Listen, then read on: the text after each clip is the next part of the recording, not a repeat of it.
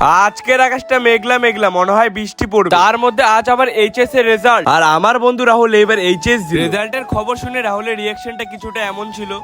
No, God, please, no! A few moments later. Result কেমন? Pass. Yo. Rahul pass হওয়ার উপলক্ষে পয়লা বৈশাখে নতুন জামা পরে আসলো। আবার সন্ধ্যাবেলা বেরিয়ে পড়লাম মেলায় যাবার উদ্দেশ্যে। নটাঙ্কি নাকি অনেকক্ষণ ধরে দাঁড়িয়ে আছে। হ্যাঁ হ্যাঁ, দেখে নাও গাইস, এটা মেলার মধ্যে অনেকক্ষণ ধরে ওয়েট করতেছি।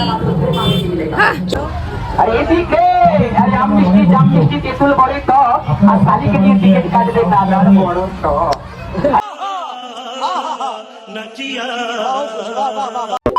মেলা ঘোরার মধ্যে কিছু নেই।